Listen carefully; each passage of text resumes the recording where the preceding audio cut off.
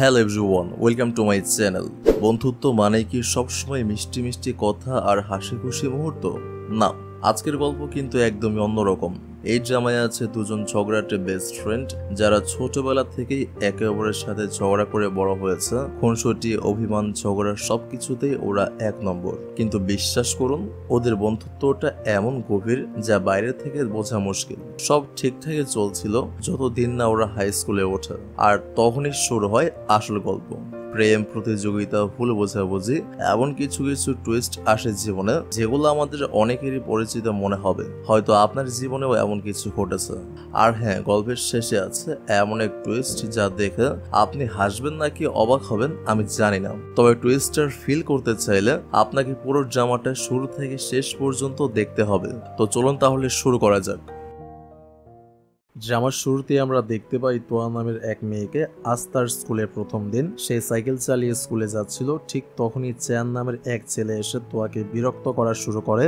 আসলে চেয়ান আর তোয়া ছোটবেলার best friend, একসাথে বড় হয়েছে ওরা, তাই তাদের এই দুষ্ট মিষ্টি ঝগড়া, কথার খুনসুটি নিত্যদিনের ব্যাপার। তোয়া স্কুলে পৌঁছানোর পর হঠাৎ এক ছেলেকে দেখে চমকে ওঠে। এই ছেলেটার নাম হাউ। হাউকে তোয়া আগে চিনতো, বলা যায় সে তোয়ার একরকম ক্রাশ। তবে শুধু তোয়া না, স্কুলের অনেক মেয়ে হাউকে দেখে হার্ট ইমোজির চোখে নিয়ে বসে পড়ে। তোয়া খেয়াল করে হাউ ঠিক তার পাশের সিটে বসেছে। বাকিরা এই দৃশ্য দেখে ভেতরে বেশ জেলাস ফিল করে। তোয়া একটু দ্বিধা নিয়ে হাউকে জিজ্ঞাসা করে, তুমি আমাকে চিনতে পেরেছো? আসলে কিছুদিন আগে তোয়া অন্য একটি শহরে গিয়েছিল, সেখানে তার ফোন ছিনতাই হয়ে গেলে হাউই সেই ফোন উদ্ধার করে দিয়েছিল, আর সেই থেকে হাউ হয়ে যায় তোয়ার ক্রাশ।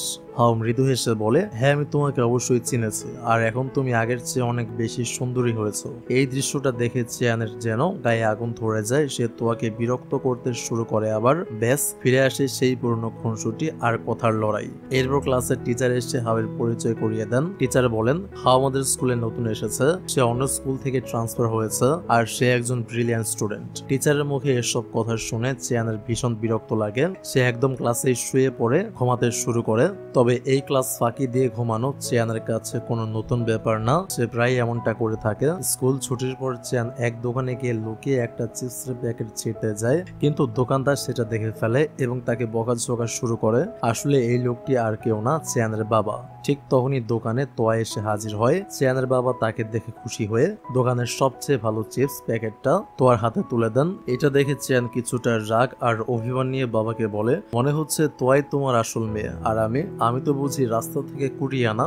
যাই হোক, বাড়ি ফেরার সময় তোয়া দেখে তার মা সবজি হাতে নিয়ে বাড়ির দিকে আসছেন। এটা দেখে তোয়া সাইকেলের গতি বাড়িয়ে দেয়। সে চায় মায়ের আগেই বাসায় পৌঁছতে, কিন্তু কেন এত তাড়াহুড়ো, এই রহস্যটা আমরা একটু পরেই বুঝতে পারবো। অন্যদিকে তখন বাড়ির ভেতরে একদম অন্য চিত্র। তোয়ার মা না থাকায় তোয়ার বাবা একদম ফ্রি মোডে বন্ধুদের নিয়ে গেম খেলায় মেতে উঠেছেন, যেটা তোয়ার মায়ের একদমই পছন্দ না। এই গেম খেলা নিয়ে প্রায় দুজনের মধ্যে ঝগড়া লেগেই থাকে। তোয়া বাসায় ফিরে বাবাকে দ্রুত ইশারা দিয়ে জানায় মা বাসায় ঢুকতে চলেছে। এই কথা শোনা মাত্র তোয়ার বাবার মধ্যে তড়িঘড়ি শুরু হয়ে যায়। তিনি সঙ্গে সঙ্গে সব গেমিং সরঞ্জাম গুছিয়ে ফেলে ঘরের ভেতরে চলে যান, আর কিচেনে একটা বাস্কেটের মধ্যে লুকিয়ে রাখেন সবকিছু। ঠিক তখনই তোয়ার মা বাসায় ঢোকেন, দেখেন তার হাজবেন্ড ঘর মোছার কাজ করছেন, আর তোয়ার শান্তভাবে পড়তে বসেছে।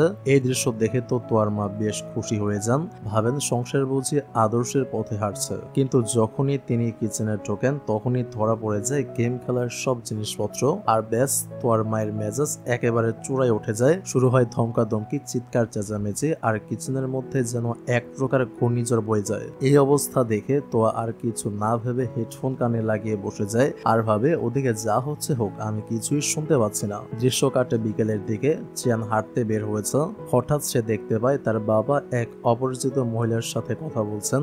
এটা দেখে চিয়ানের ভিতরে ভীষণ রাগ আর সন্দেহ তৈরি হয়। আসলে চিয়ানের মা তার জন্মের পরই মারা গিয়েছিলেন তার বাবাকে, তাই অন্য কোনো মহিলার সাথে দেখে সে ধরে নেয় হয়তো নতুন সম্পর্ক শুরু করেছেন।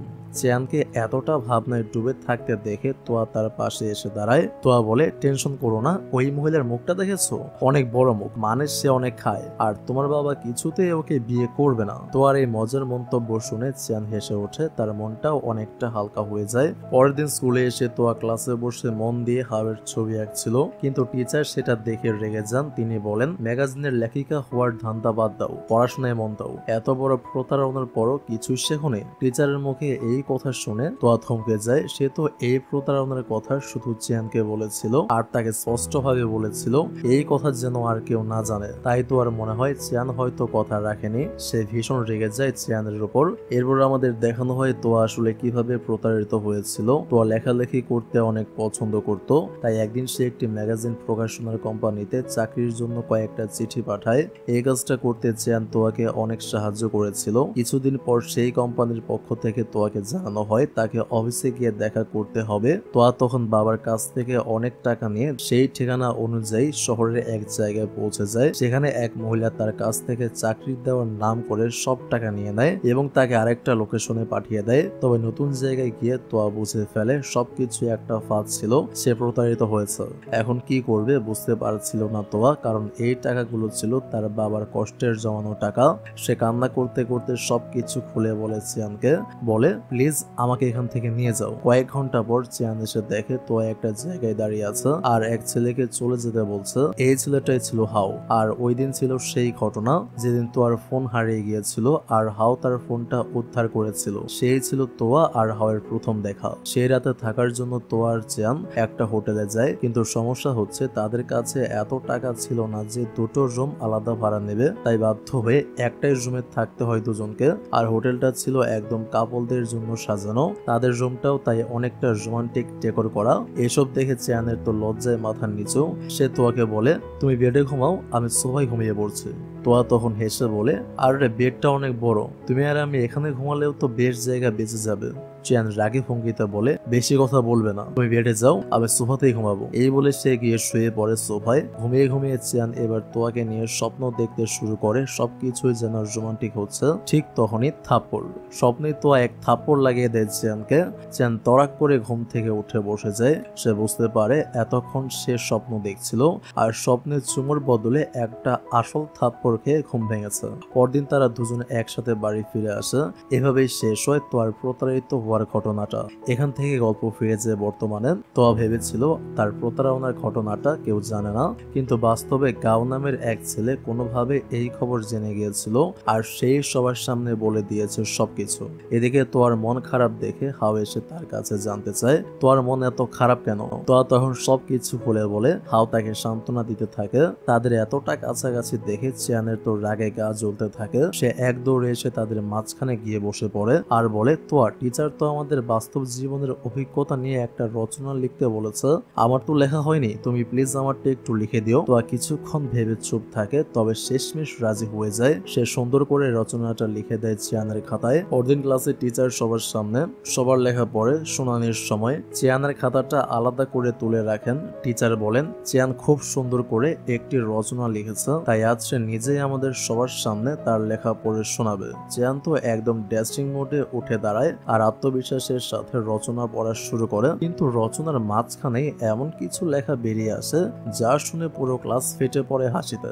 রচনাটা শুনে মনে হচ্ছিল চিয়ান আসলে কোনো ছিল না, সে একটা মেয়ে। সবাই তো একসাথে হাসতে শুরু করে দেয় আর বেচারা চিয়ানের অবস্থা তো তখন একদম কাঁচা লঙ্কা খাওয়ার মতো।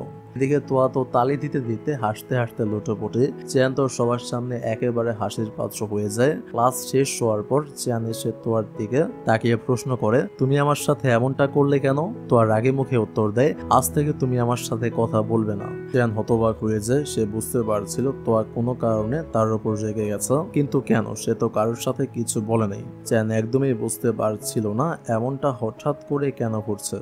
এরপর আমরা দেখি তোয়া চলে এসেছে হসপিটালে চেক আপ করাতে। বেশ কিছুদিন ধরে তার শরীরটা খারাপ লাগছিল আর সেই কারণে সে আজ হসপিটালে। রিপোর্ট হাতে পেয়ে সে চমকে ওঠে।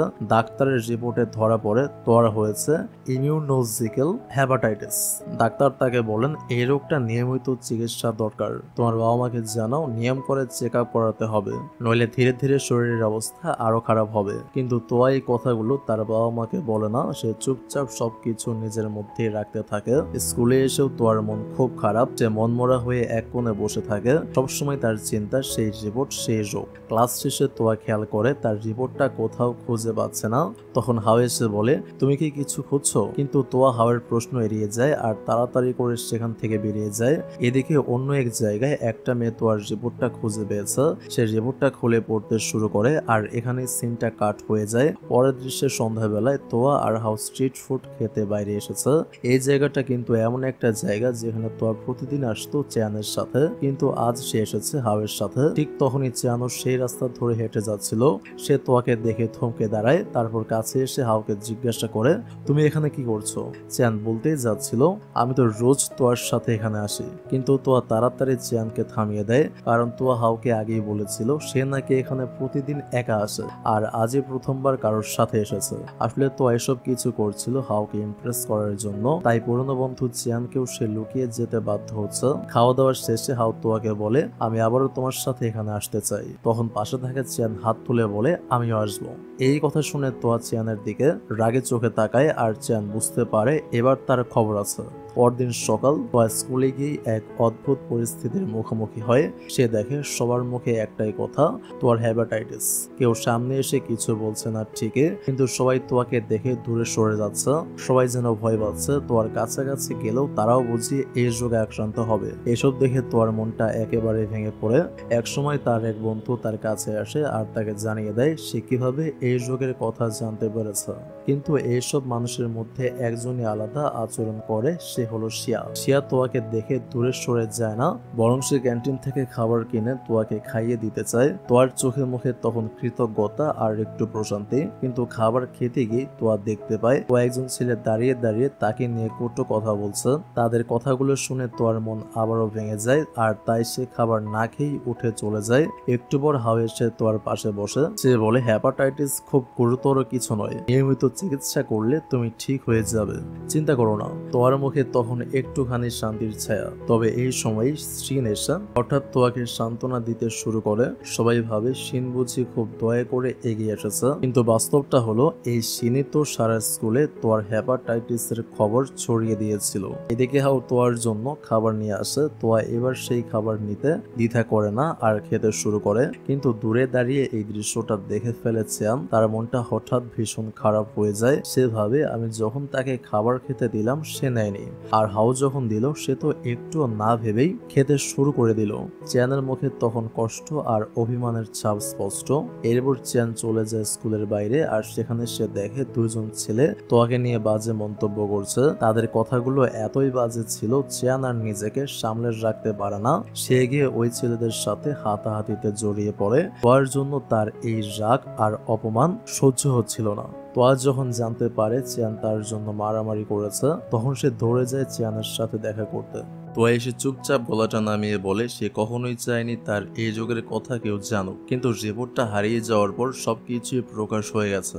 এখন সবাই জেনে ফেলেছে সে হেপাটাইটিসে আক্রান্ত। তোয়া বলে, আমার মনে হচ্ছে আমি হয়তো আর বেশি দিন বাঁচবো না। এই কথা বলতে গিয়ে সে ভীষণ আবেগপ্রবণ হয়ে পড়ে। চেয়ানের মনটাও খারাপ হয়ে যায়। সে তোয়াকে সাহস দেয়, সান্ত্বনা দিয়ে বলে, তোমার কিছুই হবে না, নিয়মিত ডাক্তার দেখালে তুমি নিশ্চয়ই সুস্থ হয়ে যাবে। তোয়া তখন অনুরোধ করে, প্লিজ আমার বাবা মাকে কিছু বলবে না, আমি চাই না ওরা চিন্তা করুক। এরপর আমরা দেখি চেয়ান হাওয়ের গেমিং সেন্টারে পার্ট টাইম কাজ নিতে শুরু করে। উদ্দেশ্য একটাই, যতটুকু পারে তোয়ার চিকিৎসার খরচ যেন সে জোটাতে পারে।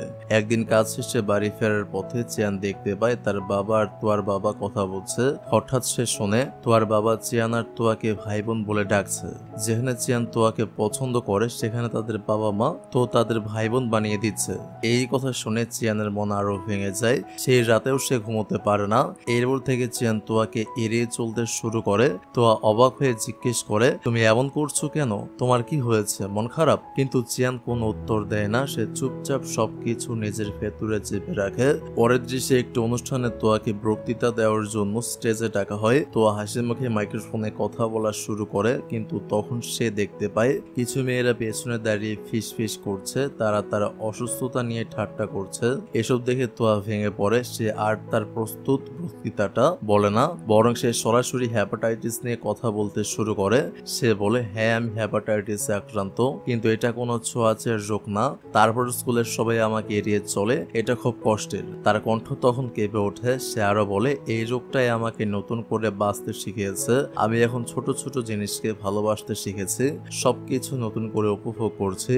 কারণ কে জানে হয়তো আমি আর এগুলো অনুভব করার সুযোগ পাবো না। তোয়ার চোখে তখন পানি টলমল করছে, সবাই চুপ। তোয়া বলে, যখন সবাই আমাকে ছেড়ে যাচ্ছিল তখন একজন ছিল যে আমার পাশে থেকেছে, আমাকে সাহস দিয়েছে, সে আমার বেস্ট ফ্রেন্ড চিয়ান। এই কথা শুনে চিয়ান দর্শক সারি থেকে উঠে আসে, সবাই অবাক। সে মঞ্চে উঠে তোয়াকে জড়িয়ে ধরে, তার চোখেও পানি। সে বলে, তোয়া তোমার কিছুই হবে না, আমি সবসময় তোমার পাশে থাকবো, তুমি সুস্থ হয়ে যাবে। চিয়ানের সাহস ভরা জড়িয়ে ধরা আর কথাগুলো বলার পর তাদের কিছু ভালো বন্ধু এগিয়ে আসে, তোয়া আর চিয়ানকে জড়িয়ে ধরে, সবাই আবেগে আপ্লুত হয়ে পড়ে। তারপর কেটে যায় কিছুদিন। কলেজে আসে এক উৎসবের সময়, একটা ফেস্টিভ্যাল যেখানে সবাই অংশ নিচ্ছে নাচে গানে। ডান্স পারফরমেন্সের জন্য নাম লেখায় চিয়ান, তোয়া আর হাও। তারা ছাদে গিয়ে একসাথে ডান্স প্র্যাকটিস করতে থাকে। প্র্যাকটিসের সময় হাও তোয়ার হাত ধরে স্টেপ শেখাতে থাকে। চিয়ান সেটা দেখতে পেয়ে ভেতরে ভেতরে অস্থির হয়ে ওঠে। সে সহ্য করতে না পেরে বলে ওঠে, তোয়ার হয়ে আমি ডান্স করব। তোয়া সেটা দেখে শিখবে, এতে ওর জন্য সহজ হবে। তোয়া চুপচাপ মাথা নাড়ে। তার কাছে চিয়ানের এই আইডিয়াটা মন্দ লাগে না। এরপর ডান্স চলাকালীন হাও আবার চিয়ানকে মেয়েদের মতো ছুঁয়ে নাচ শেখাতে চায়। চিয়ান সেটা একদমই সহ্য করতে পারে না। সে রেগে গিয়ে বলে, তুমি তো তোয়াকে শেখাচ্ছিলে, এখন আমি শেখাচ্ছি, প্লিজ একটু সাইডে আসো। এই বলে সে হাও আর তোয়াকে একসাথে প্র্যাকটিস করতে বলে আর নিজে চলে যায়। রাত হয়ে যায়, তবুও তোয়া একা একা ছাদে প্র্যাকটিস করেই চলেছে। হঠাৎ চিয়ান ছাদে আসে। সে বলে, কিরে তোমার হাও কোথায়? তোয়া হেসে বলে, আর মজা করবে না, পারলে তুমি এসে আমাকে শিখিয়ে দাও। চিয়ান চেষ্টা করে তোয়াকে ডান্স শেখাতে, কিন্তু ঠিক মতো পেরে ওঠে না। তোয়া হেসে বলে, তুমি তো কিছুই পারো না, তুমি যাও, আমি একাই পারবো। চিয়ান গম্ভীর গলায় বলে, এবার আমি সিরিয়াস, তোমাকে ঠিকঠাক মতো শেখাবো। এই বলে চিয়ান তোয়ার হাত ধরে ধীরে ধীরে খুব যত্ন করে ওকে স্টেপ শেখাতে থাকে। এবার তারা দুজন একসাথে সুন্দরভাবে নাচ করতে শুরু করে। আলো আঁধারি ছাদের ফাঁকে এক অন্যরকম মুহূর্ত গড়ে ওঠে। এরপর দেখা যায় চিয়ান তোয়ার জন্য একটা দারুণ সুন্দর জুতা কিনে এনেছে। সে চায় তোয়াকে চমকে দিতে, কিন্তু ঠিক তখনই সে দেখে তোয়া অলরেডি হাওয়ের দেওয়া জুতো পরে নিচে ঘুরে বেড়াচ্ছে, চোখে মুখে আনন্দ আর খুশির ঝিলিক। চিয়ান থমকে দাঁড়ায়। তার হাতে থাকা জুতোর বক্সটা সে আর তোয়াকে দিতে পারে না। পরদিন সে সেই জুতোটা দোকানে ফেরত দিয়ে আসে, চুপচাপ, মুখে কোনো কথা নেই। এরপর দেখতে দেখতে এসে যায় স্কুল প্রোগ্রামের দিন। তোয়া সেদিন একেবারে নতুন রূপে আসে। পরনের চমৎকার ড্রেস, হালকা মেকআপে মুখখানা ঝলমল করছে। সবার নজর যায় তার দিকে, প্রশংসার বন্যা বয়ে যায়। আর চিয়ান সে তো একদম মুগ্ধ হয়ে তাকিয়ে থাকে। তার চোখ যেন তোয়ার উপর থেকে সরছেই না। প্রোগ্রাম শুরু হতেই যাচ্ছিল, কিন্তু হাওয়ের দেখা নেই। এদিকে দেখা যায় হাওকে তার বাবা নিজের রুমে তালা দিয়ে আটকে রেখেছে, কারণ তিনি চান না হাও এসব ফেস্টিভ্যাল নিয়ে সময় নষ্ট করুক। তিনি চান হাও পড়াশোনায় মন দিক। ঠিক তখন চিয়ান এসে সবার কাছে জানায় হাওর রুমে লক হয়ে গেছে, ওর বাবা আটকে রেখেছে। চিয়ান বলে, তোয়া তুমি এখানেই থাকো, আমি ওকে আনতে যাচ্ছি। এই বলে চিয়ান আর বাকি বন্ধুরা রওনা দেয় হাওয়ের বাড়ির দিকে। ওর জানলার কাছে গিয়ে হাওকে ডাকতে থাকে। হাও এসে জানলায় দাঁড়ায়। চিয়ান বলে, নিচে নামো, কিছু হবে না, আমরা আছি তো। অনেক চেষ্টা আর কষ্টের পর ফাইনালি হাও জানলা দিয়ে নিচে নামতে সক্ষম হয়। আর তখনই প্রোগ্রামের সময় হয়ে যায়। এদিকে স্টেজে তোয়া, হাও আর চিয়ান এখনো পৌঁছায়নি। তোয়া একা একা একটু ভয়ে ভয়ে স্টেজে ওঠে। ঠিক সেই সময় হাও এসে পৌঁছায়। প্রথমে হাও আর তোয়া একসাথে ট্র্যাডিশনাল চাইনিজ ডান্স করে, সবাই মুগ্ধ।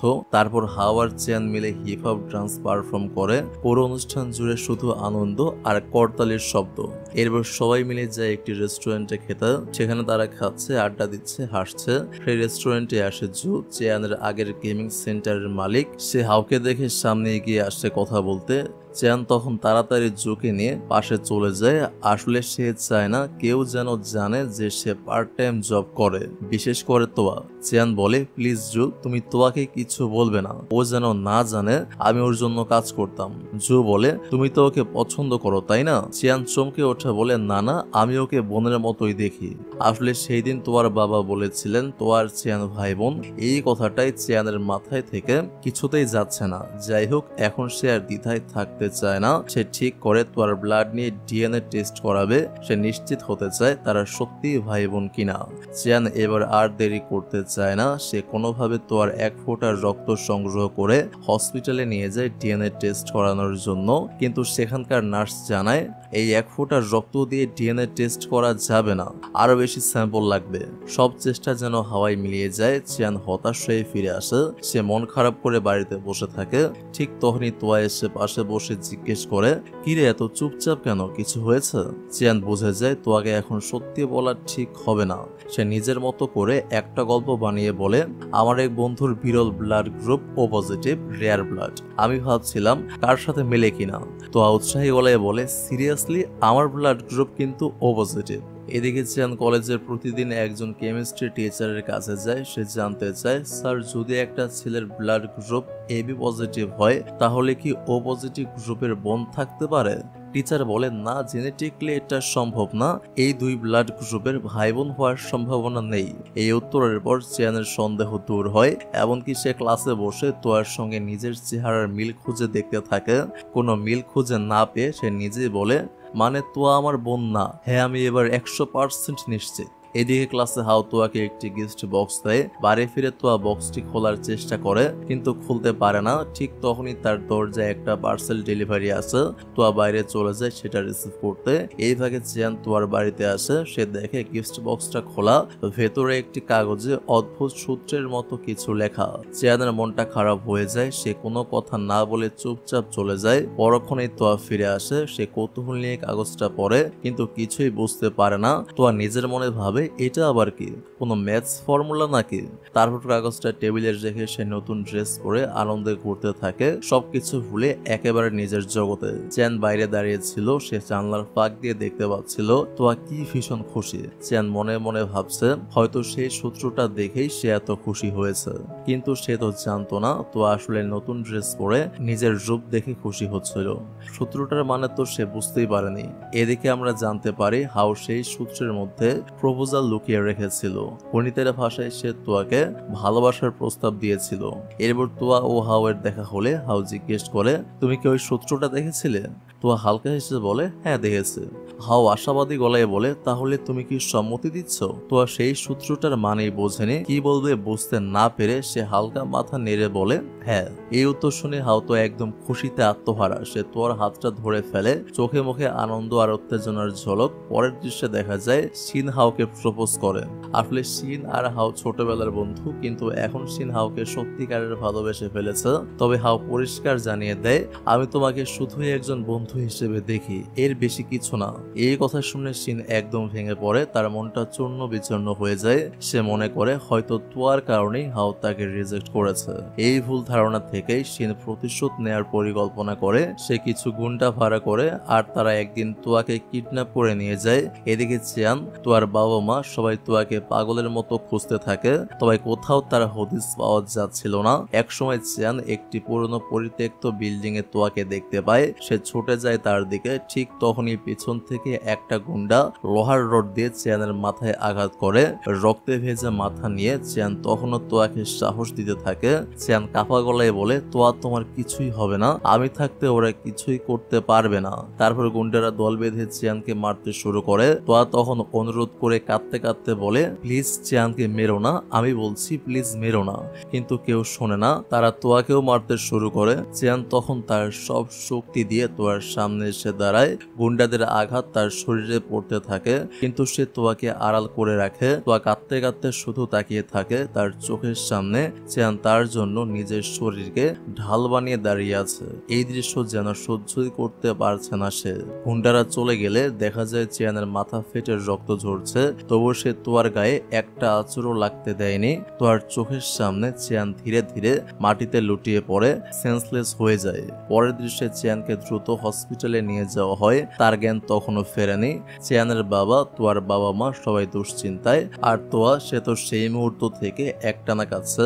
তোয়া অশ্রুসিক্ত গলায় বলে, সব আমার জন্য হয়েছে, আমাকে বাঁচাতে গিয়েই ওর এই অবস্থা হয়েছে, আমি নিজেকে ক্ষমা করতে পারছি না। তোয়ার বাবা এসে তাকে সান্ত্বনা দেয়। সে বলে, তুমি শক্ত থাকো মা, সব ঠিক হয়ে যাবে। এভাবে কয়েকদিন কেটে যায়। চিয়ান ধীরে ধীরে সুস্থ হয়ে ওঠে। অবশেষে হাসপাতাল থেকেও ছাড়পত্র পায়। চিয়ান হাসপাতাল থেকে বের হতেই বাবার কাছে বায়না ধরে, বাড়িতে না গিয়ে একটু ঘুরতে যাব, অনেকদিন তো বন্দি ছিলাম এই চার দেয়ালের মধ্যে, তাই একটু ঘোরা দরকার। চিয়ানের বাবা বলে ঠিক আছে, কিন্তু সাবধানে থাকিস। তারপর চিয়ান আর তোয়া বেরিয়ে পড়ে। সেই দিনটা শুধু ওদের দুজনের। তারা একসাথে খাবার খায়, ছবি তোলে, হাসে আর চারপাশের ছোট ছোট মুহূর্তগুলো এনজয় করে। একদিনের জন্য যেন তারা সব দুঃখ ভুলে যায়। পরদিন স্কুলে গেলে সবাই চিয়ানকে দেখে চিৎকার করে ওঠে, হিরো চিয়ান এসেছে। কারণ চিয়ানের সাহসিকতা আর আত্মত্যাগের কাহিনী স্কুল জুড়ে ভাইরাল হয়ে গিয়েছিল। সে নিজের জীবনের ঝুঁকি নিয়ে তোয়াকে রক্ষা করেছিল।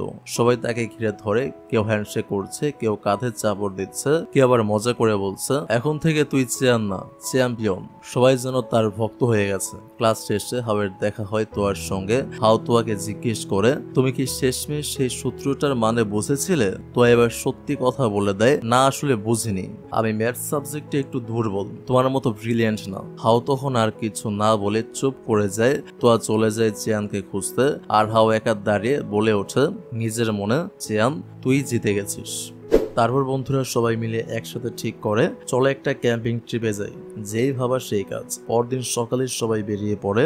গন্তব্যে পৌঁছে তারা চারপাশটা ঘুরে ঘুরে দেখতে থাকে। প্রকৃতির মাঝে হারিয়ে যেতে যেতে তারা সবাই একসাথে দারুণ মজা করে, হাসে, গল্প করে। কখন যে সারাদিন কেটে যায় তারা টেরও পায় না। রাত হয়ে এলে ছেলেরা ছেলেদের তাঁবুতে আর মেয়েরা মেয়েদের তাঁবুতে গিয়ে ওঠে। এই তাঁবুতে তোয়া আর ওয়েন নামের দুই মেয়ে গল্প করছিল। তাদের কথা পাশের তাঁবু থেকে শুনে ফেলছিল চিয়ান আর হাও। ওয়েন একটু দুষ্টুমি করে বলে ওঠে তোয়া তোমার কেমন ছেলে পছন্দ, হাওয়ের মতো না চিয়ানের মতো? এই প্রশ্ন শুনে পাশের তাঁবুতে থাকা হাও আর চিয়ানের কৌতূহল বেড়ে যায়। দুজনে একদম কান খাড়া করে উত্তর শোনার অপেক্ষায়। তোয়া কিন্তু উত্তরটা দেয় মজার ছেলে, একদম আজাইরা এক উত্তর। হাও আর চিয়ান হেসেই ফেলে। এই ফাঁকে চিয়ান হাওকে জিজ্ঞেস করে আচ্ছা তুমিও কি তোয়াকে পছন্দ করো? হাও একটু চুপ থেকে বলে তুমি যখন অসুস্থ ছিলে আমি দেখেছি তোয়া কতটা চিন্তিত থাকতো তোমার জন্য। তখনই বুঝে গিয়েছিলাম সে আমাকে নয় তোমাকেই পছন্দ করে। চিয়ান হেসে ফেলে আর বলে আরে না, তোয়া তোমাকেও পছন্দ করে, সে সবাইকেই ভালোবাসে। এইভাবে হাসি ঠাট্টার মধ্যে দিয়ে তাদের ক্যাম্পিং এর সময়টা কেটে যায়। পরদিন তারা নতুন অভিজ্ঞতা আর অনেক আনন্দের স্মৃতি নিয়ে ফিরে আসে। এরপর একদিন তোয়া আর চিয়ান একসাথে বসেছিল। তোয়া তখন নিজের স্বপ্নের কথা শেয়ার করছিল চিয়ানের সঙ্গে। আমি একদিন খুব ভালো ম্যাগাজিন রাইটার হতে চাই আর ভবিষ্যতে একটা বইয়ের দোকান খুলবো। সেই দোকানের প্রতিটা বই থাকবে আমার লেখা, আর দোকানটা কেমন হবে সেটা ডিজাইনও আমি নিজেই করব। চিয়ান মন দিয়ে তার প্রতিটা কথা শুনছিল। তারপর মুচকি হেসে বলে চিন্তা করো না, তোমার ডিজাইন অনুযায়ী দোকান তৈরি করার জন্য হলেও আমি আর্কিটেক্ট হব। তোয়া হেসে ওঠে। চিয়ান তখন মজা করে বলে ভবিষ্যতের এই আর্কিটেক্টকে নিয়ে এভাবে হেসো না, পরে কিন্তু পস্তাতে হবে। তো আবারও হেসে ফেলে। যাই হোক, এভাবেই তোয়া আর চিয়ান দুজন বসে অনেক গল্প করছিল, হাসছিল, মজা করছিল। সময় যেন অদৃশ্য হাওয়ায় মিলিয়ে যাচ্ছিল। এরপর গল্পে একটা টাইম লিপ আসে। কয়েকদিন পরের একটি সময়, পরীক্ষা শেষ, ফলাফলও বেরিয়ে গেছে, সবাই পাশ করে উঠেছে দ্বাদশ শ্রেণীতে। নতুন ক্লাস, নতুন পাঠ্য বই আর এক ধরনের বড় হয়ে ওঠার অনুভূতি। এরই একদিন চিয়ান স্কুলের গেটের পাশে দাঁড়িয়েছিল। হঠাৎ গাও অফিসের পাশ দিয়ে যাওয়ার সময় সে একটা কথা শুনে স্তব্ধ হয়ে যায়। জিওন স্যার এই স্কুল থেকে বদলি হয়ে যাচ্ছেন। সে খবরটা দ্রুত ছড়িয়ে পড়ে। জিওন স্যার ক্লাসে এসে নিজেই বিষয়টা জানান, কিন্তু কেউই যেন বিশ্বাস করতে চায় না। ধীরে ধীরে সবাই বুঝতে পারে স্যারের রাগের মতো নেই। সবসময় যিনি হাসি মুখে ক্লাস নিতেন তিনি এখন কেমন জানি গম্ভীর হয়ে গেছেন। তোয়া বলে ওঠে জিওন স্যার চলে গেলে আমার খুব খারাপ লাগবে। চিয়ান বলে আমাদেরও। পরদিন জিওন স্যার ক্লাসে এসে বলে তোমরা নিশ্চয়ই জেনে গেছো আমি স্কুল থেকে ট্রান্সফার হয়ে যাচ্ছে, কিন্তু এটা ভেবে নিও না আমি চলে গেলে আর কেউ তোমাদের শাসন করতে পারবে না। হয়তো নতুন টিচার আমার থেকেও কঠোর হবে। তোমরা এখন অনেক বড় হয়ে গেছো, তাই পড়াশোনায় মন দাও। হয়তো এটাই আমাদের শেষ দেখা। স্যারের কথা শুনে পুরো ক্লাস নিস্তব্ধ হয়ে যায়। এক একটা শব্দ যেন হৃদয়ে গিয়ে বিধে। সবাই চুপচাপ বসে থাকলেও চোখে টলমল করছে পানি। হঠাৎ গাও আর চুপ থাকতে পারে না। সে বলে ওঠে স্যার আমরা দুষ্টুমি করব না। আরেকজন বলে আপনার হোমওয়ার্ক আমরা প্রতিদিন করব। চিয়ান উঠে দাঁড়িয়ে বলে স্যার প্লিজ আপনি আমাদেরকে এভাবে ফেলে চলে যাবেন না। এক এক করে সবাই বলে ওঠে স্যার প্লিজ চলে যাবেন না, আপনি আমাদের সবার প্রিয়। ছাত্রদের এতটা ভালোবাসা দেখে জিওন স্যারের চোখেও পানি জমে ওঠে, কিন্তু তার কিছুই করার নেই। চোখের জলে ভেজা বিদায়। তিনি শেষবারের মতো ছাত্র ছাত্রীদের দিকে তাকিয়ে বলেন ভালো থেকো, নিজের স্বপ্নের পেছনে দৌড়াতে ভুলো না। তারপর তিনি ধীরে ধীরে ক্লাসরুম থেকে বেরিয়ে যান। পেছনে রেখে যান একরাশ স্মৃতি আর শূন্যতা। সবাই যেন এক মুহূর্তে বোঝে একটা অধ্যায় সত্যিই শেষ হয়ে গেল। ক্লাসরুমের সেই আবেগঘন বিদায়ের কিছুক্ষণ পর সবাইকে চমকে দিয়ে জিওন স্যার আবারও ক্লাসে ফিরে আসেন। হালকা হেসে বলেন, ভেবে দেখলাম তোমরা যে পরিমাণ দুষ্ট, তোমাদেরকে ভবিষ্যতে আর কেউ সামলাতে পারবে না, এই জন্য আমাকে এখানেই থাকতে হবে। স্টুডেন্টরা অবাক হয়ে যায়, তার মানে স্যার আপনি যাচ্ছেন না তাই তো? স্যার হেসে মাথা নেড়ে বলেন, হ্যাঁ আমি আর যাচ্ছি না। এই কথা শুনে পুরো ক্লাস যেন আনন্দে উচ্ছ্বসিত হয়ে ওঠে। সবাই একসাথে হাততালি দেয়, চিৎকার করে বলে ইয়েস। একটা ভার যেন নেমে যায় সবার বুক থেকে। এরপর স্কুলে পরে গরমের ছুটি, আর সেই ছুটির একদিন দেখা যায় চিয়ানকে। তাকে তার বন্ধুরা উইশ করছে, কারণ আজ ছিল চিয়ানের জন্মদিন। বন্ধুরা সবাই মিলে ঠিক করে জন্মদিনটা একটু স্পেশাল ভাবে সেলিব্রেট করবে, কোথাও ঘুরতে যাবে। আমরা দেখি চিয়ান আর তো আগে থেকে সেই লোকেশনে চলে এসেছে, বাকি বন্ধুরা পরে আসবে এমনটাই জানিয়েছে। জায়গাটা সত্যি অপূর্ব, সবুজ ঘাসে ভরা মাঠ, হালকা বাতাসে দুলছে গাছের পাতা। কিন্তু তোয়ার মনটা তবু খারাপ। সে চারদিক তাকিয়ে দেখে একটাও সূর্যমুখী ফুল নেই, আর তাই এমন সুন্দর জায়গাটাও তার ভালো লাগে না। চিয়ান তখন শুরু করে তার স্পেশাল মিশন, তোয়ার মন ভালো করা। সেই ছোট ছোট দুষ্টামি করে হাসানোর চেষ্টা করে, আবার কখনো এক পা করে তোয়ার সামনে নাচতেও থাকে। এইসব কর্মকাণ্ডে অবশেষে তোয়ার মুখে দেখা যায় সেই কাঙ্ক্ষিত হাসি। মনটা ধীরে ধীরে ভালো হয়ে যায়। কিন্তু হঠাৎ করেই শুরু হয় বৃষ্টি। দুজনে দৌড়ে একটা ছায়াযুক্ত জায়গায় গিয়ে আশ্রয় নেয়। ঠিক তখনই চিয়ানের ফোনে কল আসে। বন্ধুরা জানায় বৃষ্টির জন্য তারা আটকে গেছে, সম্ভবত আজ আর আসা হবে না। তো একটু আফসোসের সুরে বলে, ভাবছিলাম সবাই মিলিয়ে অনেক মজা করব, আজ জন্মদিনটা মনে রাখার মতো করে কাটাবো, কিন্তু এখন দেখো আমরা তো শুধু দুজনে। চিয়ান হেসে বলে, দুজনে হলেও কি হয়েছে, আজকের দিনটা আমরা দুজনে মিলে স্মরণীয় করে রাখবো। তো একটু চুপ করে থাকে, তারপর জিজ্ঞেস করে, আচ্ছা তোমাকে একটা প্রশ্ন করি, তুমি কি আমাদের স্কুলের কোনো মেয়েকে পছন্দ করো? চিয়ান একটু থেমে তোয়ার দিকে তাকায়, আর মুখে এক টুকরো স্মাইল খেলে যায়। সে কিছু বলার চেষ্টা করে, কিন্তু মুখ ফুটে বের হয় না কিছুই, কারণ সে তোয়াকেই পছন্দ করে। তবুও চুপ করে থাকে, শুধু তাকিয়ে থাকে তার দিকে। আর পরের দৃশ্যে দেখা যায় তোয়া চিয়ানের কাঁধে মাথা রেখে ঘুমিয়ে পড়েছে। সন্ধ্যার ঝিমঝিম বৃষ্টির মাঝে তাদের দুজনের মাঝে তৈরি হয় এক শান্ত, নীরব কিন্তু গভীর রোমান্টিক মুহূর্ত। বৃষ্টি থেমে যাওয়ার পর তোয়া আর চিয়ান যখন বাড়ি ফিরছিল, হঠাৎ তোয়া চিয়ানকে একটা ছোট্ট গিফট দেয়। চিয়ান কৌতূহলী হয়ে লকেটটা খুলে দেখে, আর দেখতে পায় তার ভিতরে তাদের দুজনের একটা ছোট্ট ছবি। এই এক টুকরো মুহূর্তেই চিয়ানের মুখে হাসির রং ছড়িয়ে পড়ে।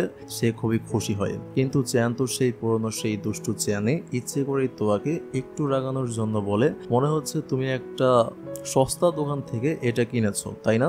এই কথা বলতে বলতেই সে কিন্তু সেই লকেটটাই নিজের গলায় পরে নেয়। তো আর রাগ দেখে বলে, সস্তার জিনিস পড়লে কেন, খুলে ফেলে এখনই, আমার কিছু আমাকে ফেরত দাও। এই বলে তারা হেসে হেসে মজা করতে থাকে। একটা খুনসুটি ভরা বন্ধুত্বের মুহূর্ত। কিন্তু গল্প এখানেই থেমে থাকে না। অন্যদিকে আমরা দেখি চিয়ানের বাবা হাসপাতালে ছিলেন। ডাক্তারের কাছ থেকে কিছু শুনে তার মুখটা হঠাৎ একেবারে ফ্যাকাশে হয়ে যায়। চোখে মুখে একটা অজানা দুশ্চিন্তার ছাপ। চিয়ান যখন বাড়ি ফিরে, সে দেখে তার বাবা চুপচাপ বসে আছেন, কেমন জানি একেবারে মনমরা। এদিকে আরেক দৃশ্যে দেখা যায় চিয়ানের বাবা তোয়ার বাবার সঙ্গে কোনো গুরুত্বপূর্ণ বিষয় নিয়ে কথা বলছেন। কিন্তু ঠিক তখনই চিয়ান আর তোয়ার সেখানে এসে পড়ে। তাদের দেখে তারা তৎক্ষণাৎ চুপ করে যায়, কথাটা আর এগোয় না। এইভাবে গ্রীষ্মের ছুটি শেষ হয়। সবার ছুটির দিন শেষ হয়েও যেন কারো মাথা থেকে দিনগুলো শেষ হয় না। সবাই আবার স্কুলে ফেরে, আর স্কুলে ফিরে টিচার সবাইকে বলেন, আজ থেকে আড্ডা, খেলাধুলা সব বন্ধ, এখন শুধু একটাই টার্গেট, এক্সাম। পুরো মনোযোগ পড়াশোনায় দাও। এবার আমরা দেখি সবাই যেন হঠাৎ করেই অনেক বেশি সিরিয়াস হয়ে পড়েছে। পড়াশোনার প্রতি মনোযোগ বেড়ে গেছে সবার। রাতের বেলা তোয়ার নিজের রুমে বসে মন দিয়ে পড়ছিল। এই সময় তোয়ার বাবা আর মা নিজেদের মধ্যে কথা বলছিলেন। আসলে তোয়ার মা একটা ছোট ব্যবসার কাজে কিছুদিন ধরে বাইরে ছিলেন। তোয়ার বাবা তখন বলছিলেন চিয়ানের বাবা নাকি এখন তার আসল মায়ের খোঁজ করছে, এমনকি তার কাছে ফোন নম্বরও চেয়েছে। তিনি অবাক হয়ে আরো বলেন, যখন চিয়ানকে দত্তক নিয়েছিল তখন তো সে বলেছিল সে কখনোই চিয়ানের আসল মায়ের সঙ্গে যোগাযোগ করবে না, আর চিয়ানকেও দেখা করাবে না। তাহলে এখন হঠাৎ সে কেন খোঁজ করছে? এই প্রশ্নটা যেন ঘরের ভেতরে একটা অদৃশ্য চাপ ফেলে রাখে। এক অজানা আশঙ্কা যেন বাতাসে ভেসে বেড়ায়। তো সবকিছু শুনে একেবারে স্তব্ধ হয়ে যায়। সে বুঝতে পারে চিয়ান তার বাবার আপন সন্তান নয়। এই কথা তার কাছে একেবারে অপ্রত্যাশিত ছিল। তো ভাবতে থাকে, যদি চিয়ান এই কথা জানতে পারে, সে কি মেনে নিতে পারবে? সে কি ভেঙে পড়বে?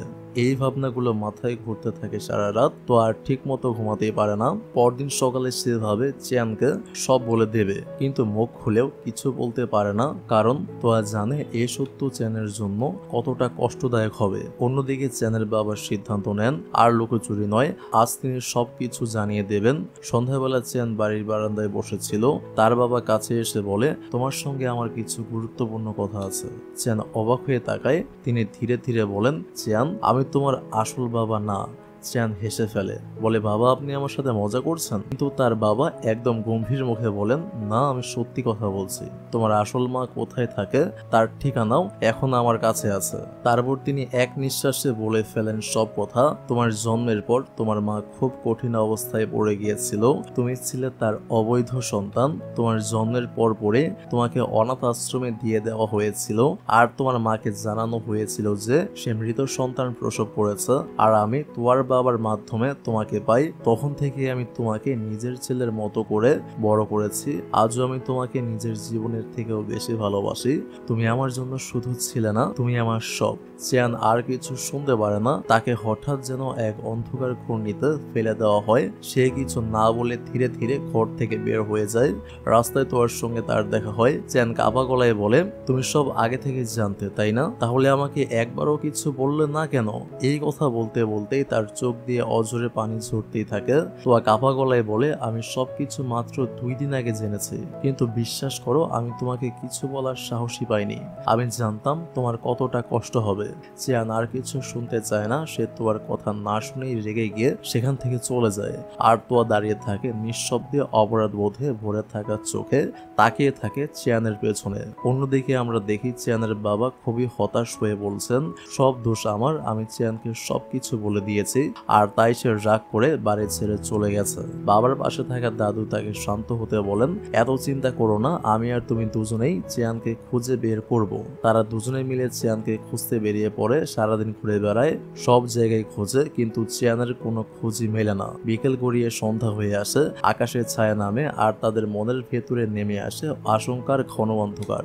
অন্যদিকে আমরা দেখি চিয়ান একা বসে আছে কোনো এক জায়গায়, চুপচাপ মাথা নিচু করে। ভেতরে এক ধরনের ঝড় নিয়ে কিছুক্ষণ পর সে নিজেই বাড়ি ফিরে আসে। তার বাবা তাকে দেখে যেন হাফ ছেড়ে বাঁচে। তিনি চিয়ানকে বলে, তোমার আসল মা তোমার সঙ্গে দেখা করতে চায়। চিয়ান কিছু বলে না, চুপচাপ দাঁড়িয়ে থাকে। পরদিন চিয়ানের তোয়ার সঙ্গে দেখা হয়, তবে তার চোখে মুখে এখনো অভিমান। সে তোয়ার সঙ্গে কথা বলছিল না। তোয়া কিছু বলছিল, কিন্তু চিয়ান চুপ করেছিল। তবে বেশিক্ষণ আর কথা না বলে থাকা সম্ভব হলো না। একসময় তারা দুজনে একটি জায়গায় গিয়ে একসঙ্গে বসে। তোয়া নিচু গলায় বলে, আমি খুব সরি চিয়ান, আমার উচিত ছিল আগেই তোমাকে সব জানিয়ে দেওয়া। তোমার উপর অন্যায় করেছি আমি। চিয়ান কিছুক্ষণ চুপ করে থেকে হালকা একটা হাসি দেয়। সব অভিমান যেন ধীরে ধীরে গলে যেতে থাকে। তাদের মধ্যে আবারও সে আগের বন্ধুত্ব, বিশ্বাস আর হাসি খুশির সম্পর্ক ফিরে আসে। বাড়ি ফিরে তোয়া চিয়ানের রুমে আসে, বই পড়ছিল। হঠাৎ বিছানার নিচে নজর পড়ে। সে এক জোড়া জুতো দেখতে পায়। তোয়া বলে, এটা কি তুমি কিনেছো? ঠিক তখনই চিয়ান রুমে ঢোকে। তোয়ার প্রশ্ন শুনে চুপ করে দাঁড়িয়ে থাকে। এবার গল্প ফ্ল্যাশব্যাকে যায়। দেখা যায় এই জুতোটা চিয়ান অনেক আগে তোয়ার জন্য কিনেছিল, কিন্তু যখন সে জুতোটা তোয়াকে দেওয়ার কথা ভাবছিল, ঠিক তখনই হাও তোয়াকে আরেক জোড়া জুতো উপহার দিয়েছিল। এই কারণে চিয়ান দোকানে গিয়ে সেই জুতোটা ফেরত দিতে চেয়েছিল, কিন্তু শেষ মুহূর্তে কিছু একটা মনে করে সে জুতোটা আবার সঙ্গে নিয়ে আসে। কারণ হয়তো সে জানতো এই জুতোর মতোই তোয়া তার জীবনে একটি। আসলে সে যেটা তোয়ার জন্য কিনেছে সেটা সে আর ফেরত দিতে চায়নি। তো বর্তমানে ফিরে আসা যাক। তোয়া হেসে বলে, জুতোটা আমার খুব ভালো লেগেছে, কিন্তু দেখতে একদমই বাজে। চিয়ান মুচকি এসে বলে, এটা কি প্রশংসা নাকি রোস্ট? এই নিয়ে শুরু হয় আবারও তাদের সেই চিরচেনা খুনসুটি। রাগ, অভিমান, ভালোবাসা সবকিছুর মাঝেও তাদের বন্ধুত্বটা ছিল ঠিক আগের মতোই। পরদিন সকাল, চিয়ান আজ তার আসল মায়ের সঙ্গে দেখা করতে যাচ্ছে। বের হওয়ার সময় তার বাবা তাকে একটুখানি থামিয়ে বলেন, দেখো, ওর সঙ্গে ভালোভাবে কথা বলবে, না হলে সে ভাববে আমি তার ছেলেকে ঠিকভাবে মানুষ করিনি। চিয়ান কিছু না বলে মাথা হেলিয়ে সম্মতি জানায়। অন্যদিকে সেই বহু বছর আগে হারিয়ে যাওয়া মা আজ তার ছেলের সামনে। চিয়ানকে কাছে বসিয়ে তিনি একটি শার্ট বের করে বলেন, এটা তোমার জন্য এনেছি। চিয়ান চুপচাপ বসে থাকে, মুখে কোনো কথা নেই। মা বুঝতে পারেন সে যেন আজও অভিমান জমিয়ে রেখেছে। মা চোখে জল এনে বলেন, তুমি কি আমার উপর রাগ করেছো? আমি তো কিছুই জানতাম না। আমার পরিবার আমাকে তোমার বিষয়ে কিছুই জানতে দেয়নি। এই কথা বলার সময় তার কণ্ঠ ভেঙে যায়, চোখ দিয়ে অশ্রু গড়িয়ে পড়ে। অন্যদিকে আমরা তোয়ার বাড়িতে দেখি তোয়ার বাবা চিয়ানের বাবার সঙ্গে কথা বলছিলেন। তিনি বললেন, তুমি দিন দিন আরো অসুস্থ হয়ে যাচ্ছ, তোমার উচিত ভালো চিকিৎসা নেওয়া। আর আমার মনে হয় এখন চিয়ানকে তোমার রোগের ব্যাপারে সব জানানো উচিত, না হলে পরে সে যদি কিছু জানে তাহলে হয়তো ভুলে বুঝবে। চিয়ানের বাবা একরাশ ক্লান্তি নিয়ে বলেন, আমার ওষুধগুলো অনেক দামি আর আমার শরীরেও এখন তেমন সাড়া নেই। আমি জানি আমি আর কখনো ঠিক হব না। এই মুহূর্তে আমরা জানতে পারি চিয়ানের বাবার 2টি কিডনি সম্পূর্ণরূপে ড্যামেজ হয়ে গেছে। তার চিকিৎসার জন্য দরকার নতুন কিডনি আর অনেক টাকার। তোয়ার বাবা ব্যথিত কণ্ঠে বলেন, এই সময় তোমার পাশে থেকেও আমি তোমাকে সাহায্য করতে পারছি না। তুমি হয়তো জানো তোয়ার হেপাটাইটিসের চিকিৎসার জন্য আমি খুব কষ্ট করে টাকা জোগাড় করেছি। চিয়ানের বাবা মাথা নেড়ে বলেন, তোমার এত চিন্তা করার কিছু নেই, আমি তো নিজেই চাই না আমার চিকিৎসা হোক। তোয়ার বাবা অবাক হয়ে বলেন, তুমি এসব কি বলছো? চিয়ানের বাবা এবার গভীরভাবে বলেন, তুমি এখনো আমার কথার মানে বুঝছো না? আমি জানি আমি হয়তো আর বেশি দিন বাঁচবো না, তাই আমি চাই না আমার পিছনে টাকা নষ্ট হোক, বরং এই টাকাটা বাঁচিয়ে চিয়ান যেন ভালো কলেজে ভর্তি হতে পারে, তার জন্য একটা ভালো বাড়ি কিনতে পারি, এইটাই আমার চাওয়া। তার চোখে কোনো অস্ত্র নেই, কিন্তু কণ্ঠে স্পষ্ট এক ত্যাগের শক্তি। অন্যদিকে চিয়ান তখনও তার মায়ের সঙ্গে বসে আছে। তার মা ধীরে ধীরে বলে, তুমি বলেছিলে তোমার বাবা তোমার জন্য কখনো বিয়ে করেননি, তার মানে যদি তুমি আমার সঙ্গে থাকতে চাও তাহলে সে হয়তো বাকি জীবনটা আনন্দে কাটাতে পারবে। চিয়ান সব শুনে চুপ করে থাকে, কিছু বলে না। তার চোখে ভেসে ওঠে একটা জীবন তাকে কত ভালোবেসে গড়ে তুলেছে, আর এখন নিজেই নিজেকে বিসর্জন দিতে চাইছে শুধু ছেলের ভবিষ্যতের কথা ভেবে। চিয়ান যখন বাড়ি ফিরে আসে তখন তার বাবা তাকে জিজ্ঞেস করেন, মায়ের সঙ্গে দেখা করে কেমন লাগলো? চিয়ান ছোট্ট করে উত্তর দেয়, খারাপ না তো। বাবা একটু চুপ করে থেকে আবার বলেন, আমি ভাবছি পরীক্ষার পর তুমি তোমার মায়ের সাথেই থেকো, ওখানে থাকলে হয়তো একটা ভালো কলেজে ভর্তি হতে পারবে আর মনটাও ভালো থাকবে। চিয়ান একটু বিরক্তির সরে বলে, তুমি আমাকে ওখানে পাঠানোর জন্য এত তাড়াহুড়া করছো কেন? তার বাবা হালকা হেসে বলেন, তাড়াহুড়া না, এমনিতেই বলছি। তাছাড়া যদি এর মধ্যে আমি কোথাও চলে যাই তাহলে তোমাকে নিজেকে শক্ত রাখতে হবে। চিয়ান তার বাবার এই কথার গভীরতা তখনও ঠিক বুঝে উঠতে পারছিল না। কিছুদিন পর স্কুল থেকে প্রথম সেমিস্টার রেজাল্ট বের হয়, সবাই খুব উত্তেজিত। আরো বড় কথা, চিয়ান পুরো স্কুলে ফার্স্ট হয়েছে। কিন্তু অবাক করার মতো ব্যাপার, এই আনন্দের খবরেও চিয়ান যেন মন খারাপ করে এক কোণে বসেছিল। এখানে আমরা বুঝতে পারি চিয়ান এখন সব জেনে গেছে। সে জানতে পেরেছে তার বাবা ভয়ঙ্কর এক রোগে আক্রান্ত। চিয়ান ভাবছে, এত বড় একটা ব্যাপার আর আমি কিছুই জানতাম না। অন্যদিকে তার বাবা এখনো চায় না চিয়ান এসব শুনে পড়াশোনার দিক থেকে ছিটকে যাক। তিনি ভেবেছেন চিয়ান যখন নতুন কলেজে ভর্তি হওয়ার প্রস্তুতি নেবে ঠিক তখন এসব কথা জানানোটা হবে একদম ভুল। তাই বাবার একটাই সিদ্ধান্ত, নিজের কষ্ট একা চেপে রাখা, তবে ছেলেটার ভবিষ্যতের যেন ক্ষতি না হয়। পরদিন তোয়া হসপিটালে চিয়ানের বাবার সঙ্গে দেখা করতে আসে। সে বলে, আঙ্কেল, আমাদের উচিত চিয়ানকে সব সত্যি বলে দেওয়া, না হলে পরে যখন সব জানবে সে হয়তো আমাদেরকে ভুল বুঝবে। তো আর এই কথাগুলো খুব সোজা সাপটা, কিন্তু বাস্তবটা যে অনেক বেশি কঠিন। তবু শেষমেশ চিয়ানের বাবা এক সিদ্ধান্তে আসেন, তিনি নিজেই ছেলেকে সবকিছু জানাবেন। পরবর্তী দৃশ্যে চিয়ান ও তার বাবা একসাথে বসে, চারপাশে নীরবতা। বাবা ধীরে ধীরে সব আবেগ গিলে ফেলে বলতে শুরু করেন, চিয়ান, আমার শরীরটা আর আগের মতো নেই, আমার 2টো কিডনি এখন একেবারে কাজ করছে না, আমার চিকিৎসার খরচও অনেক বেশি, আমি জানি আমি হয়তো বাঁচবো না। এই কথাগুলো শুনে চিয়ান আর কোনো শব্দ করতে পারে না। তার মুখটা যেন পাথরের মতো শক্ত হয়ে যায়, চোখে পানি আসে না, কিন্তু কণ্ঠটা আটকে যায়। তার সামনে এখন একটা মানুষ যে তাকে নিজের ছেলের থেকেও বেশি ভালোবেসেছে, আর সেই মানুষটাই এখন ধীরে ধীরে শেষ হয়ে যাচ্ছে। চিয়ান কিছুক্ষণ চুপ থেকে বলে ওঠে, বাবা তুমি চিন্তা করো না, আমার তো 2টা কিডনি আছে, আমি একটা কিডনি তোমাকে দিয়ে দেব, তাহলে সব ঠিক হয়ে যাবে। এই কথা শুনে চিয়ানের বাবা তার ছেলেকে ধীরে ধীরে শান্ত করে বসায়। তার কণ্ঠে ছিল ক্লান্তির ছায়া, তবু ছিল ভালোবাসার দৃঢ়তা। সে বলে, চিয়ান তুমি একটু শান্ত হয়ে শোনো, তোমার সঙ্গে আমার রক্তের গ্রুপও মিলবে না, আর আমার হাতে হয়তো আর বেশি সময় নেই, তুমি এখন অনেক বড় হয়ে গেছো, নিজেকে শক্ত করতে শেখো। চিয়ান কিছু বলে না, শুধু মাথা নিচু করে বসে থাকে।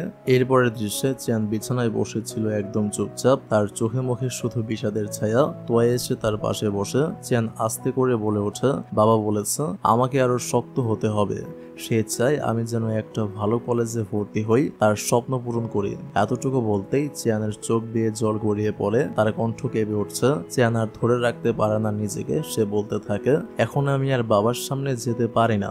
তার ঘরের দরজা খুলে আমার বুকটা কেমন জানি মোচড় দিয়ে ওঠে। ওই বিছানাটা দেখলেই মনে হয় তিনি আর কখনো ওই বিছানায় ঘুমাতে পারবেন না। আর কিছুদিন পর থেকে এই ঘরে আর কখনো থাকবেন না। তার হাতের রান্না হয়তো আমি আর কোনোদিন খেতে পারবো না। চিয়ান এসব বলতে বলতে হঠাৎ কান্নায় ভেঙে পড়ে। তোয়া তাকে শক্ত করে জড়িয়ে ধরে, কোনো শব্দ নয়, শুধু নিঃশব্দে পাশে থাকা। তারপর থেকে চিয়ান চেষ্টা করে যতটুকু সম্ভব সময় তার বাবার সাথেই কাটাতে। প্রতিটা ক্ষণ যেন হয়ে ওঠে কিছু স্মৃতি, যেগুলো আজীবন থেকে যাবে। একদিন চিয়ানের বাবা তোয়ার বাবাকে ডেকে বলেন, তোমাকে আমার একটা উপকার করতে হবে। তিনি একটা ছোট্ট বক্স বের করে তোয়ার বাবার হাতে দেন। এখানে অনেকগুলো চিঠি আছে।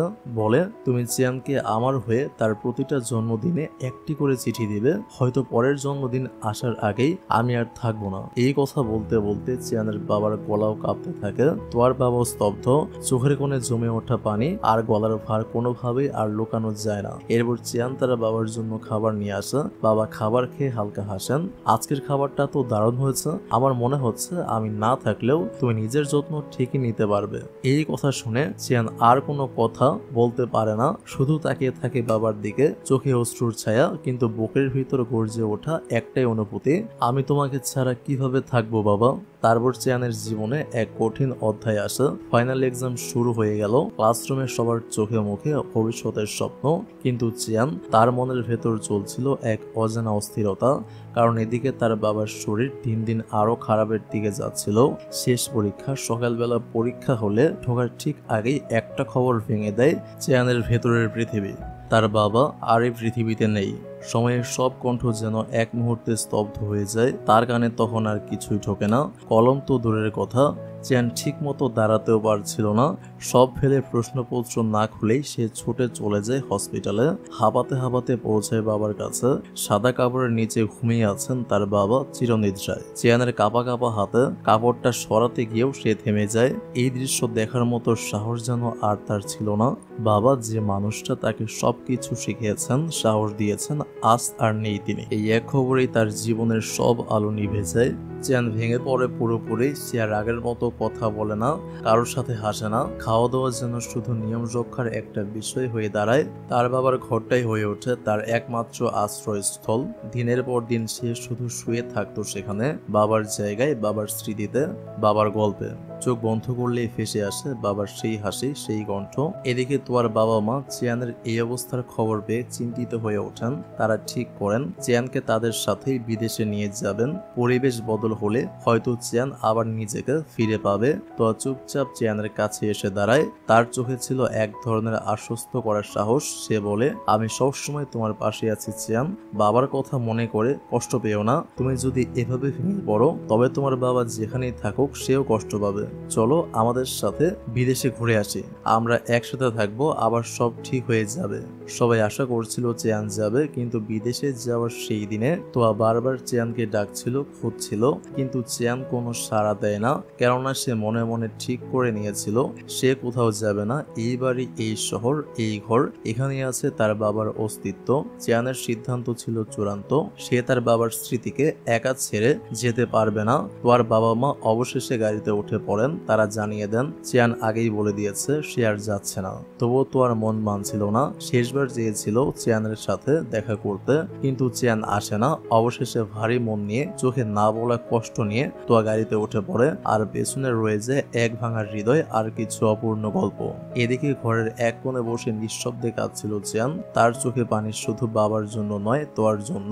সে জানতো আজ তোয়া চলে যাচ্ছে অনেক দূরে, আর সে তোয়ার সামনে দাঁড়ানোর মতো সাহসটুকু হারিয়ে ফেলেছে। তো যাই হোক, একদিন চিয়ানের চোখের পানি ভিজছিল মেঝেতে। আর ঠিক তখনই বহু মাইল দূরে বিদেশে পৌঁছে তোয়া ব্যাগ থেকে পায় একটা চিঠি, চিয়ানের লেখা। তোয়ার নামের ঠিকানায় ভালোবাসার এক টুকরো হৃদয়। চিঠিতে চিয়ান লিখেছিল, তুমি যখন এই চিঠিটা পড়বে হয়তো তুমি আমার থেকে অনেক দূরে থাকবে। কি করব বলো? তোমার সামনে দাঁড়িয়ে এসব বলা আমার পক্ষে অসম্ভব ছিল। তুমি যদি আগে থেকে সব জেনে যেতে তাহলে হয়তো তুমি কখনোই বিদেশে পড়তে যেতে না। আর আমি চাই না আমার জন্য তোমার ভবিষ্যৎটা নষ্ট হোক। আমি তোমাকে শেষবার বিদায়টাও জানাতে পারলাম না, তবে মনে রেখো তোমাকে আজীবন মনে রাখবো আমি। চিঠির প্রতিটি লাইন পড়ার সাথে সাথে তোমার চোখ দিয়ে অশ্রু গড়িয়ে পড়ে। আর অন্যদিকে এই চিঠি লেখার সময় চেয়ার নিজেও ভেঙে পড়ছিল। কান্নায় তার হাতে ধরা কাগজ ভিজে গিয়েছিল। সময় কেটে যায় বহু বছরের পর। বিদেশে তোয়া তার পড়াশোনা শেষ করে একদিন সে ফিরে আসে সেই পুরনো শহরে, সেই স্মৃতিময় বাড়িতে। সবকিছু যেন আজও ঠিক আগের মতোই রয়ে গেছে। ঘরের কোনায় এখনো সেই সুখ, সেই ভালোবাসা, সেই নীরবতা। তোয়া এরপর যায় একটা বইয়ের দোকানে। দোকানটা যেন একেবারে তার স্বপ্নের মতো। একসময় তোয়াও চেয়েছিল এমন একটা বইয়ের দোকান, সুন্দর করে ডিজাইন করা আর প্রতিটা টেবিল সাজানো সূর্যমুখী ফুলে। আজ ঠিক সেভাবেই তৈরি করা হয়েছিল সেই দোকানটা। আর এই দোকান ডিজাইন করেছিল চিয়ান নিজেই। তোয়ার স্বপ্ন পূরণ করতে নীরবে অচেনা ভাবে দূর থেকে। এদিকে চিয়ান এখন একজন সফল আর্কিটেক্ট। কাজের জন্য বিভিন্ন শহরে যাতায়াত করতে হয় তাকে। তবে যখনই সময় পায় সে ফিরে আসে তাদের পুরনো সেই বাড়িতে। একদিন চিয়ান আবার এক নতুন শহরে চলে যাচ্ছিল কাজে। ঠিক তখন তোয়ার বাবা ফোন করেন। ফোনে বলেন তোয়া দেশে ফিরেছে। তুমি যদি ওকে খুঁজে বের না করো তাহলে আমার মেয়ে একা হারিয়ে যাবে। অনেকবার ফোন করছে কিন্তু ওর কোনো খোঁজ পাচ্ছি না। চিয়ান আর দেরি করে না, সে তোয়াকে খুঁজতে থাকে শহরের প্রতিটি অলিতে গলিতে।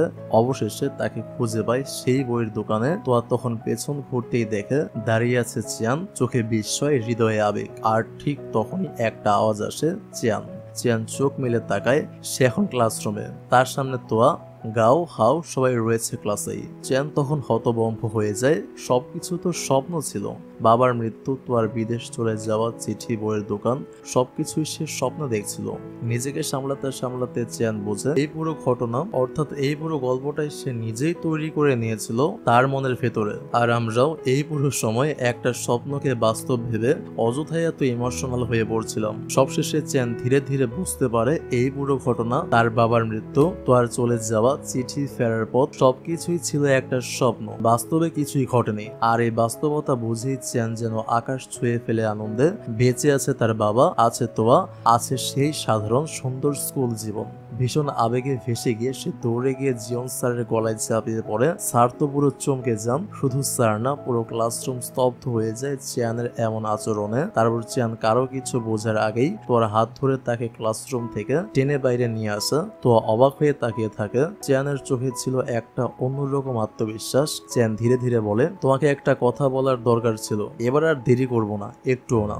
বলেই সে তোয়াকে জড়িয়ে ধরে কোনো রাগ ঢাক না করে জানিয়ে দেয় তার ফিলিংস, তার ভালোবাসা। তোয়া প্রথমে কিছুটা অবাক হলেও তার মুখে ধীরে ধীরে এক কোমল হাসি ফুটে ওঠে, কারণ সেও তো মনের ভেতর অনেকদিন ধরে চিয়ানকে ভালোবাসতো। এই প্রথম চিয়ান তোয়াকে প্রপোজ করে, আর এবার তোয়াও সেই ভালোবাসাকে গ্রহণ করে নেয়।